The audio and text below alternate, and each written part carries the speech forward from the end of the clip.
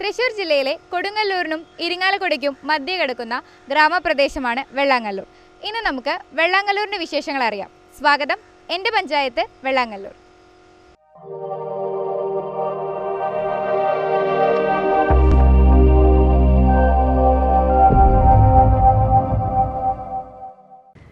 തൃശ്ശൂർ ജില്ലയിലെ തെക്കേ ഭാഗത്ത് പാടശേഖരങ്ങളും ചെറുനദികളും ഗ്രാമവീഥികളും ചേർന്ന് ഒരു മനോഹര ഗ്രാമജീവിതം തീർത്ത ഇടമാണ് വെള്ളാങ്ങല്ലൂർ. പഴമയിൽ നിന്ന് തന്നെ കൃഷിയാണ് ഇവിടെ ജനങ്ങളുടെ കരുത്ത്. നെൽകൃഷിയും തെങ്ങും ചീരയും പച്ചക്കറി കൃഷിയും ഗ്രാമത്തിൻ്റെ കലവറയായി നിലകൊണ്ടിരുന്നു. ഇന്ന് കാർഷിക മേഖലയ്ക്ക് പറയത്തക്ക വികാസമൊന്നുമില്ല. എന്നാൽ ചെറുകിട ബിസിനസ്സുകൾ, കെട്ടിട നിർമ്മാണ മേഖലയും വിദേശ തൊഴിലവസരങ്ങളും കുടുംബങ്ങളുടെ ജീവിതത്തെ കരുപിടിപ്പിക്കുന്നു. ഗൾഫ് മേഖലയിൽ ജോലി ചെയ്യുന്നവരുടെ സംഭാവന പഞ്ചായത്ത് സാമ്പത്തിക വളർച്ചയിൽ വലിയ പങ്കുവഹിക്കുന്നു. കഴിഞ്ഞ 4.5 വർഷങ്ങൾക്കിടയിൽ പഞ്ചായത്തിൽ നടപ്പാക്കിയ വികസന നടപടികളിൽ റോഡ് വികസനം, കുടിവെള്ള വിതരണം മെച്ചപ്പെടുത്തൽ, പൊതുജനാരോഗ്യ പ്രവർത്തനങ്ങൾ, മാലിന്യ സംസ്കരണ സംവിധാനങ്ങളുടെ ശാക്തീകരണം എന്നിവയെ ഭരണപക്ഷം പ്രധാന നേട്ടങ്ങളായി ചൂണ്ടിക്കാട്ടുന്നു. തുടർച്ചയായി LDF-നാണ് വെള്ളാങ്ങല്ലൂരിൽ പഞ്ചായത്ത് ഭരണം. ഏതാണ്ട് 20 വർഷമായി LDF ഇവിടെ ഭരണ തുടർച്ച നേടുന്നു. സ്കൂളുകളിൽ അടിസ്ഥാന സൗകര്യ വികസനം, വീടില്ലാത്തവർക്ക് വീടുകൾ, വനിതാ സ്വയം സഹായ സംഘങ്ങൾക്ക് പിന്തുണ എന്നിവയും വികസനത്തിന്റെ ഭാഗമായി നടപ്പാക്കാൻ കഴിഞ്ഞുവെന്ന് ഗ്രാമപഞ്ചായത്ത് പ്രസിഡന്റ് നിഷ ഷാജി പറഞ്ഞു. ഈ പഞ്ചായത്ത് ഈ ഭരണസമിതി വന്നതിന് ശേഷം നമുക്ക് ഏകദേശം ഒരു 4.5 വർഷം കൊണ്ട് 105 കോടി രൂപയുടെ വികസന പ്രവർത്തനങ്ങൾ നമുക്ക് നടത്താനായിട്ട് നമ്മളുടെ പഞ്ചായത്തിന് സാധിച്ചിട്ടുണ്ട്. അത് നമുക്ക് പല മേഖലകളിലായിട്ട്, ഉൽപ്പാദന മേഖല, അതുപോലെ തന്നെ സേവന മേഖല, മറ്റ് റോഡ് ഇനത്തിലുള്ള ഫണ്ട്, അങ്ങനെ മൊത്തത്തിൽ നമുക്ക് സർക്കാർ ഫണ്ടുകളും പഞ്ചായത്തിൻ്റെ തനത് ഫണ്ടുകളും അതുപോലെ തന്നെ ത്രിതല പഞ്ചായത്ത് ഫണ്ടുകളും ഉപയോഗിച്ച് നമുക്ക് ഏകദേശം 105 കോടി രൂപയുടെ പ്രവർത്തനങ്ങൾ നമുക്ക് നടത്താനായിട്ട് പഞ്ചായത്തിന് സാധിച്ചു. ഏറ്റവും കൂടുതൽ വികസന നമ്മളുടെ പ്രവർത്തനങ്ങൾ കൂടുതൽ ഫണ്ട് ചെലവഴിക്കാൻ പറ്റിയ ഒരു ഈ ടൈമിലാണ് കൂടുതൽ ഫണ്ടുകൾ നമുക്ക് ചെലവഴിക്കാനായിട്ട് നമുക്ക് സർക്കാരിൻ്റെ ഒക്കെ കിട്ടിയത്. നമ്മുടെ ബഹുമാന്യായ നമ്മുടെ MLA അതുപോലെ തന്നെ നമുക്ക് MP-യുടെയും ഫണ്ടുകൾ നമുക്ക് പഞ്ചായത്തിന് വിവിധ പദ്ധതികൾക്കായിട്ട് നമുക്ക് ലഭിച്ചിട്ടുണ്ട്. അതുപോലെ തന്നെ നമുക്ക് റോഡിൻ്റെ കാര്യത്തിലാണെങ്കിൽ നമ്മുടെ വെള്ളാങ്ങല്ലൂർ ഗ്രാമപഞ്ചായത്തിലെ എല്ലാ റോഡുകളും തന്നെ നമുക്കത് പുനർനിർമ്മിക്കാനായിട്ട് നമുക്ക് സാധിച്ചിട്ടുണ്ട്. നമുക്ക് ഈ ഒരു ടേമോട് കൂടി നമുക്ക് എല്ലാ റോഡുകളും തന്നെ പൂർത്തീകരിക്കാൻ, നമുക്ക് റീടാറിങ് ചെയ്യാനായിട്ട് നമുക്ക് സാധിക്കും. ഏകദേശം നമുക്ക് 3 കോടിയോളം രൂപ നമുക്ക് ഈ പ്രാവശ്യം നമ്മുടെ റോഡ് മെയിൻ്റനൻസ് ഗ്രാൻറ്റ് ഏകദേശം 44 ലക്ഷം രൂപയാണ് ഉണ്ടായിരുന്നത്. നമ്മൾ പഞ്ചായത്തിൻ്റെ തനത് ഫണ്ടും കൂടി ചെലവഴിച്ചാണ് നമ്മൾ റോഡ് മെയിൻ്റനൻസൊക്കെ ചെയ്യാറ്. അത് നമുക്ക് ഈ പ്രാവശ്യം നമ്മുടെ ആസ്തി കാലികമാക്കിയതിനെ തുടർന്ന് 3 കോടി രൂപയോളം നമുക്ക് ലഭ്യമായിട്ടുണ്ട്. അപ്പോൾ അതിനാൽ നമുക്ക് ഈ വർഷത്തോടു കൂടി തന്നെ നമുക്ക് സമ്പൂർണ്ണമായിട്ട് റോഡ് എല്ലാം തന്നെ മെയിൻ്റനൻസ് നടത്തി നവീകരിക്കാനായിട്ട് നമുക്ക് സാധിക്കും. അതുപോലെ തന്നെ നമ്മൾ ലൈഫ് ഭവന പദ്ധതി, നമുക്ക് എല്ലാവർക്കും സമ്പൂർണ്ണ വീട്, ഭവന നിർമ്മാണം നമ്മളുടെ എല്ലാവരുടെയും ഒരു സ്വപ്നമാണ്, ഒരു വീട് എന്നൊരു സ്വപ്നം. അത് നമ്മൾ പഞ്ചായത്തിനെ സംബന്ധിച്ച് 342 പേർക്ക് ലൈഫ് ഭവന പദ്ധതി പ്രകാരം നമുക്ക് വീടുകൾ നമുക്ക് കൊടുക്കാനായിട്ട് നമുക്ക് സാധിച്ചു. ഏകദേശം ഒരു 13,68 ലക്ഷം രൂപ നമ്മൾ അതിന് വേണ്ടിയിട്ട് നമുക്ക് ത്രിതല പഞ്ചായത്ത്, സർക്കാർ ഫണ്ട്, പഞ്ചായത്ത് ഫണ്ടും കൂടി വെച്ചിട്ട് നമുക്കത് നടപ്പിലാക്കാനായിട്ട് നമുക്ക് സാധിച്ചു. അതുപോലെ തന്നെ നമുക്ക് ഏകദേശം തൊഴിലുറപ്പ് പദ്ധതിയിൽ അത് നമുക്ക് ഈ പ്രാവശ്യം നമുക്ക് 2000 പേര് നമുക്ക് 100 തൊഴിൽ ദിനങ്ങൾ തന്നെ നമുക്ക് പൂർത്തീകരിക്കാനായിട്ട് നമുക്ക് സാധിച്ച് 12 കോടിയുടെ ഒരു ചരിത്രം സൃഷ്ടിച്ചാണ് നമുക്ക് വെള്ളാങ്ങല്ലൂർ പഞ്ചായത്തിനെ സംബന്ധിച്ച് നമുക്ക് മഹാത്മാഗാന്ധി ദേശീയ ജില്ലയിലാകെ നമുക്ക് ഒരു മാതൃകയാക്കാനായിട്ട് നമുക്ക് സാധിച്ചു. അതുപോലെ തന്നെ നമ്മളുടെ അംഗൻവാടികളെ സംബന്ധിച്ച് പറയുകയാണെന്ന് വെച്ചാൽ നമുക്ക് പഞ്ചായത്തിനെ സംബന്ധിച്ച് 33 അംഗൻവാടികളുണ്ട്. അതിൽ തന്നെ നമുക്ക് സ്മാർട്ട് അംഗനവാടികളിൽ ഭൂരിഭാഗം അംഗനവാടികൾക്ക് നമുക്ക് സ്മാർട്ട് അംഗനവാടികളാക്കാനായിട്ട് നമുക്ക് സാധിച്ചു. അതും ഞങ്ങൾക്ക് വലിയൊരു നേട്ടമായി പറയുന്നത്. കാരണം വെച്ചിട്ടുണ്ടെങ്കിൽ പ്രളയം തുടങ്ങി, കോവിഡ് തുടങ്ങി, ഇതൊക്കെ വന്നിട്ടും നമുക്ക് ഇതെല്ലാം കാര്യങ്ങളും നമുക്ക് നല്ല ഭംഗിയായിട്ട് തന്നെ നമുക്ക് ചെയ്യാനായിട്ട് നമുക്കറിയാം. ഒരു 2010 കാലഘട്ടത്തിൽ നിന്ന് എത്രയോ വ്യത്യസ്തമായി നമുക്ക് റോഡുകളുടെ കാര്യങ്ങളിലായാലും അതുപോലെ തന്നെ നമ്മളുടെ കെട്ടിടങ്ങളുടെ കാര്യങ്ങളിലായാലും എല്ലാം നമുക്ക് സ്മാർട്ടാക്കാനായിട്ട് നമുക്ക് സാധിച്ചു എന്നുള്ളത് വെള്ളാങ്കല്ലൂർ ഗ്രാമപഞ്ചായത്തിനെ സംബന്ധിച്ച് വലിയൊരു നേട്ടം തന്നെയാണ്. അതുപോലെ തന്നെ നമ്മൾക്കിപ്പോൾ 33 അംഗൻവാടി ഉണ്ടെങ്കിലും 2 അംഗൻവാടി കെട്ടിടങ്ങളുടെ മാത്രമാണ് നമുക്ക് കെട്ടിടം ഇല്ലാത്തത്. അത് നമുക്കത് ആരംഭിക്കാൻ ഞങ്ങൾ പോവുകയാണ്. അതുപോലെ തന്നെ നമ്മൾ എടുത്തു പറയേണ്ടതാണ് നമ്മുടെ ആരോഗ്യരംഗത്തിൽ എന്ന് വെച്ചിട്ടുണ്ടെങ്കിൽ നമ്മൾ കോവിഡിന് ശേഷമാണ് കോവിഡിൻ്റെ സമയത്താണ് ഈ ഭരണസമിതി വന്നത്. കോവിഡിൻ്റെ പ്രവർത്തനങ്ങളൊക്കെ ഏറ്റവും നല്ല മികച്ച പ്രവർത്തനങ്ങൾ നമുക്ക് കാഴ്ചവെക്കാൻ സാധിച്ചു. ഏകദേശം നമ്മളൊരു 18 ലക്ഷം രൂപ നമ്മൾ പാലിയേറ്റീവ് പ്രവർത്തനമായിട്ട് നമ്മൾ മുന്നോട്ട് പോവുകയാണ്. നമുക്കതിനൊരു യൂണിറ്റ് അടക്കമുണ്ട്.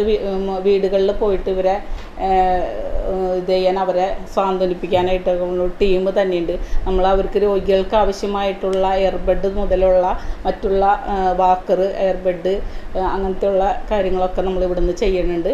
നമുക്ക് സ്കൂളുകളുടെ കാര്യങ്ങളിലാണെന്ന് നോക്കിയിട്ടുണ്ടെങ്കിലും സ്കൂളുകൾ ഞങ്ങൾക്ക് പഞ്ചായത്തിന് ഒരു 6 സ്കൂളാണ് ഉള്ളത്. ആ സ്കൂളുകളെല്ലാം തന്നെ ഇപ്പോൾ വലിയൊരു മാറ്റം, നമുക്ക് അടച്ചുപൂട്ടൽ ഭീഷണിയിലായിരിക്കുന്ന സമയത്ത് നമുക്ക് ആ സ്കൂൾ കെട്ടിടങ്ങളുടെ അടിസ്ഥാന സൗകര്യങ്ങളെല്ലാം തന്നെ മികവുറ്റുള്ളതാക്കാനായിട്ട് നമുക്ക് സാധിച്ചിട്ടുണ്ട്.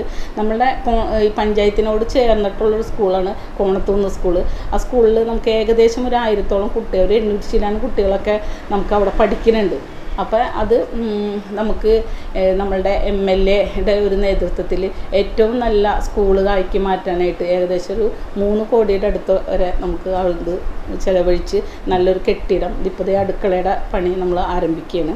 അപ്പോൾ അത് ചെയ്യാൻ പറ്റും. അതുപോലെ തന്നെ എല്ലാവരും നമുക്ക് MLA നമ്മളുടെ സ്കൂളുകൾക്കൊക്കെ വേണ്ടി വലിയൊരു തുക സർക്കാരിൻ്റെ ഫണ്ട് നമുക്ക് ലഭ്യമാക്കിയിട്ടുണ്ട്.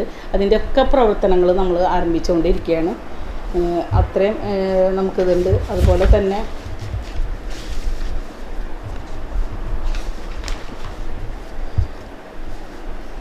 ശുചിത്വവുമായി ബന്ധപ്പെട്ട് നമുക്ക് വീടുകളിലേക്കെല്ലാം തന്നെ നമുക്ക് ബയോബിന്നുകൾ നമുക്ക് എത്തിക്കാനായിട്ട് നമുക്ക് സാധിച്ചിട്ടുണ്ട്. ഇനിയും നമുക്ക് ബയോബിന്നുകൾ കൊടുക്കാനായിട്ട് നമ്മൾ അപേക്ഷകൾ സ്വീകരിക്കാനായിട്ട് പോകുന്ന ഗ്രാമസഭകളൊക്കെ വിളിച്ചു കൂട്ടുകയാണ് ഞങ്ങൾ അതിന് വേണ്ടിയിട്ട്.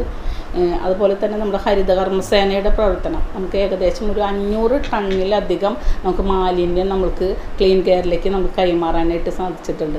വെള്ളാങ്കല്ലൂർ ഗ്രാമപഞ്ചായത്തിനെ സംബന്ധിച്ച് അതൊരു വലിയൊരു നേട്ടമാണ് നമുക്ക് കാണിച്ചാൽ ഇത്രയും ശേഖരിക്കാനായിട്ട് നമുക്ക് കഴിഞ്ഞത്. നമ്മളുടെ മാലിന്യ വിമുക്ത പഞ്ചായത്താക്കി നമ്മൾ പ്രഖ്യാപിച്ചിട്ടുണ്ട്. നമുക്ക് പരമാവധി നമ്മൾ എല്ലാ പൊതുസ്ഥലങ്ങളും പരമാവധി നമ്മൾ നീറ്റായിട്ട് കൊണ്ടുനടക്കാനായിട്ട് നമ്മൾ ശ്രദ്ധിക്കുന്നുണ്ട്.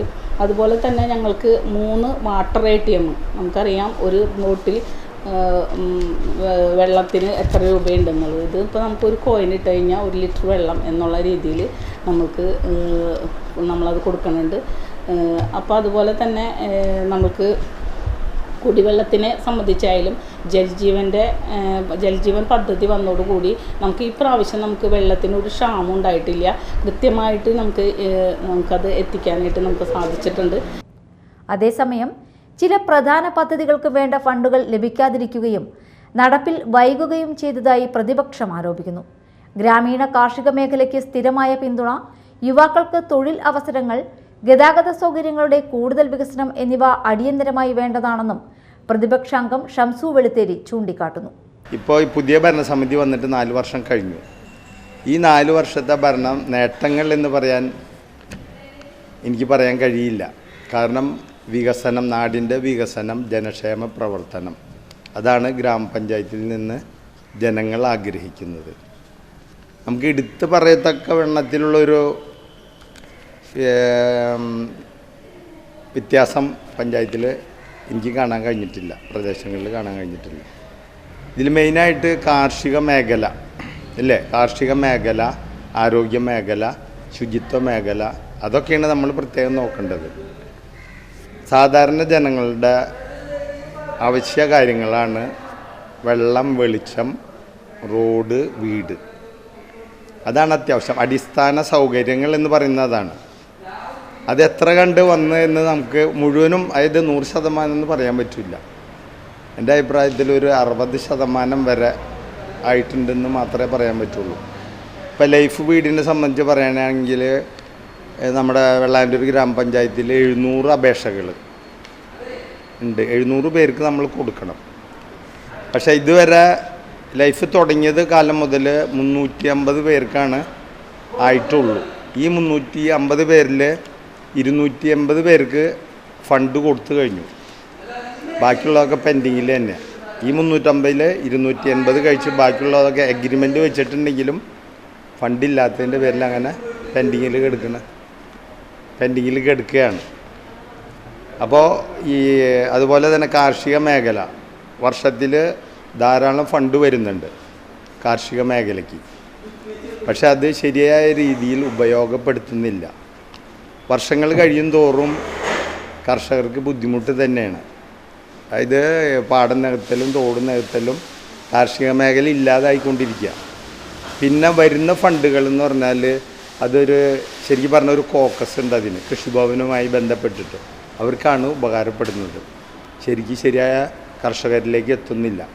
പിന്നെ മാത്രമല്ല, നമ്മൾ കർഷകരെ പ്രോത്സാഹിപ്പിക്കുക എന്ന് പറഞ്ഞാൽ അവർക്കുള്ള അടിസ്ഥാന സൗകര്യങ്ങൾ നമ്മൾ ശരിയാക്കി കൊടുക്കണം.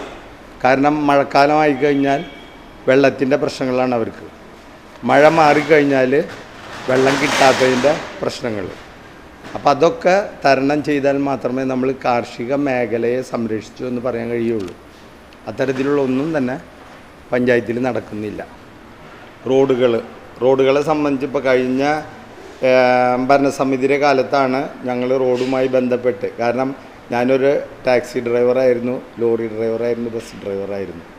അപ്പോൾ എനിക്കറിയാം റോഡുമായി ബന്ധപ്പെട്ട്, അതുപോലെ തന്നെ വെളിച്ചം അതിനെ സംബന്ധിച്ചൊക്കെ നല്ല രീതിയിൽ എല്ലാ ഗ്രാമസഭകളിലും അതേപോലെ തന്നെ നമ്മുടെ കമ്മിറ്റികളിലും മെയിൻ കമ്മിറ്റികളിലൊക്കെ സംസാരിച്ചുകൊണ്ട് തന്നെയാണ് റോഡിൻ്റെ വർക്കുകളിലൂടെ വന്നത്. കഴിഞ്ഞ ഭരണസമിതിയുടെ കാലത്ത് 37 ലക്ഷം രൂപയാണ് ഒരു വർഷം റോഡിന് മെയിൻ്റനൻസ് കിട്ടിയിരുന്നത് വെള്ളാങ്കല്ലൂർ ഗ്രാമപഞ്ചായത്തിന്.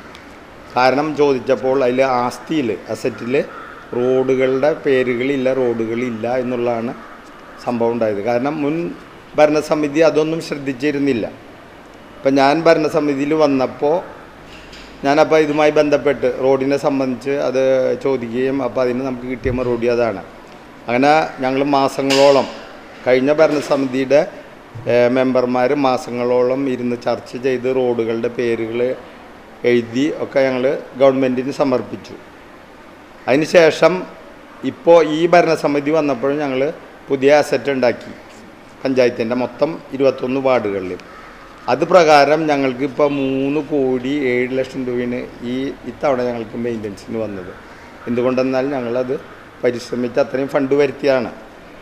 അപ്പോൾ ഈ റോഡ് മെയിൻ്റനൻസിനുള്ള ഫണ്ട് വന്നെങ്കിലും പുതിയ റോഡുകൾ, അതായത് ഈ മണ്ണ് റോഡുകളുണ്ടല്ലോ, അത് നമുക്ക് ടാർ ചെയ്യാനോ അതേപോലെ തന്നെ കോൺക്രീറ്റ് ചെയ്യണമെങ്കിൽ മെയിൻ്റനൻസ് ഗ്രാൻഡിൽ നിന്ന് എടുക്കാൻ പറ്റില്ല. റോഡ് മെയിൻ്റനൻസ് ഗ്രാൻഡ് എന്ന് പറയുമ്പോൾ റോഡ് റീടാറിങ്ങിന് മാത്രമേ ഉപയോഗിക്കാൻ പാടുള്ളൂ.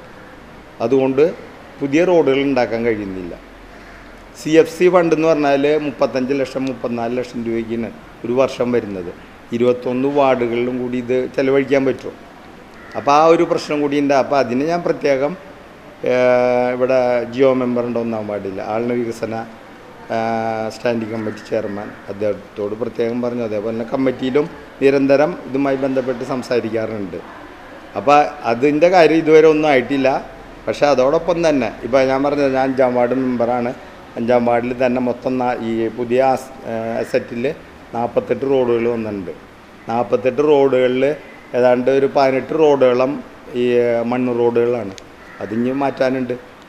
കുടിവെള്ളം എന്ന് പറഞ്ഞാൽ നേരത്തെ വാട്ടർ അതോറിറ്റിയിൽ നിന്ന് കിട്ടിയിരുന്ന വെള്ളമായിരുന്നു. പിന്നെ ഇവിടെ TN പ്രതാപൻ MLA ആയിരുന്നപ്പോൾ ഒരു 10-12 വർഷം മുമ്പ് അദ്ദേഹം കൊണ്ടുവന്ന ഒരു സ്വപ്ന പദ്ധതിയായിരുന്നു ജലനിധി. ആ ജലനിധി എന്ന് പറഞ്ഞാൽ കുറേ കാലം, ഇപ്പോഴും അതേ രീതിയിൽ തന്നെ, ഇപ്പോൾ കുറച്ച് നാളായിട്ട് വെള്ളം കിട്ടിക്കൊണ്ടിരിക്കുന്നുണ്ട്. പക്ഷേ അത് അധിക ടൈമും വെള്ളം കിട്ടാതെ ജനങ്ങൾ വലയുന്ന ഒരു സംഭവമായിരുന്നു ഇവിടെ നടന്നിരുന്നത് പഞ്ചായത്തിൽ. അതിൻ്റെ നടത്തിപ്പ് ഇപ്പോൾ ജലനിധിക്ക് കൊടുത്തു. ആ ജലനിധി എന്ന് പറഞ്ഞാൽ ഒരു സെപ്പറേറ്റ് ഇതാണ്, SLES എന്നും പറഞ്ഞിട്ട് ഒരു ഇതാണ്. അതിൽ അവർക്ക് പഞ്ചായത്തായിട്ട് ബന്ധമുണ്ടെങ്കിലും പക്ഷേ ഈ മറ്റേ വാട്ടർ അതോറിറ്റിക്ക് പൈസ കൈമാറേണ്ടത്, ഫണ്ട് കൈമാറേണ്ടത് പഞ്ചായത്താണ്. പഞ്ചായത്തും വാട്ടർ അതോറിറ്റിയും തമ്മിലാണ് അഗ്രിമെൻറ്റ്. ജലനിധിയായിട്ട് യാതൊരു അഗ്രിമെൻറ്റും ഇല്ല. ജലനിധിക്ക് ഫണ്ട് പിരിപ്പിക്കുക, അതോടൊപ്പം തന്നെ റോഡുകളിലുള്ള ഇപ്പോൾ മെയിൻ്റനൻസ് ഉണ്ടെങ്കിൽ ആ മെയിൻ്റനൻസ് ചെയ്യുക. അതാണ് അവരുടെ പണി. പക്ഷെ അത് കൃത്യമായിട്ട് നടക്കുന്നില്ല. ഫണ്ട് ശരിയായ രീതിയിൽ വിരിപ്പിക്കുന്നില്ല.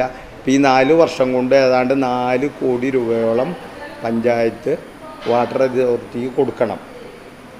അതിനു മുമ്പുള്ള ഭരണസമിതിയിൽ അങ്ങനത്തെ പ്രശ്നങ്ങൾ ഉണ്ടായിരുന്നില്ല. ഇപ്പോഴത്തെ ഭരണസമിതി വന്നതിന് ശേഷമാണ് ഈ പ്രശ്നങ്ങൾ മുഴുവൻ വന്നത്. അത് ഭരണസമിതിയുടെ കുറ്റം കൊണ്ടല്ല, അത് ശരിക്കും പറഞ്ഞാൽ ഈ ജലനിധി എന്ന് പറഞ്ഞുള്ള കമ്മിറ്റി ഉണ്ട് അവിടെ, ആ കമ്മിറ്റിയുടെ പ്രശ്നമാണ്. കാരണം അവർക്ക് യാതൊരു ഉത്തരവാദിത്വമില്ല.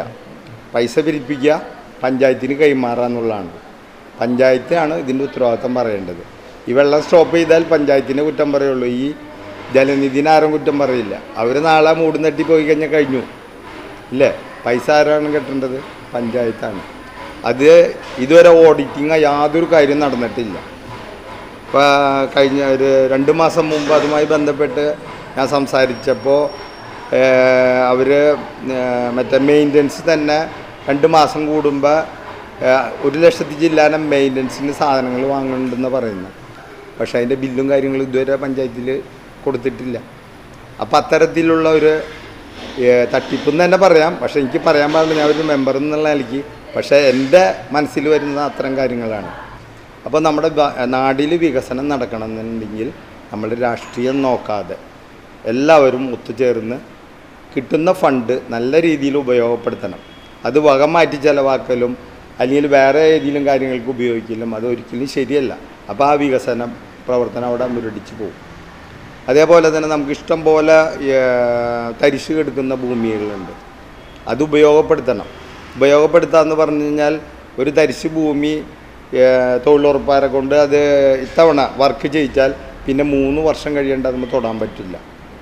തരിശ് ഭൂമികൾ പഞ്ചായത്തോ അല്ലെങ്കിൽ ബ്ലോക്ക് പഞ്ചായത്തോ ഏറ്റെടുത്ത് അത് 3 വർഷം വരെ ഏറ്റെടുത്തുകൊണ്ട് അതിൽ കൃഷി ചെയ്ത് കഴിഞ്ഞാൽ, ഈ തൊഴിലുറപ്പാരെ വെച്ച് കൃഷി ചെയ്ത് കഴിഞ്ഞാൽ, അല്ലെങ്കിൽ പ്രത്യേകം കൃഷിഭവൻ വഴി അതിന് പ്രത്യേക ഒരു ഗ്യാങ് ഉണ്ടാക്കി ആ തരിശായി കിടക്കുന്ന ഭൂമിയിൽ കൃഷികൾ ചെയ്താൽ ആ ജനങ്ങൾക്കത് ഉപകാരപ്പെടും, ആ പ്രദേശത്തെ ജനങ്ങൾക്ക് ഉപകാരപ്പെടും.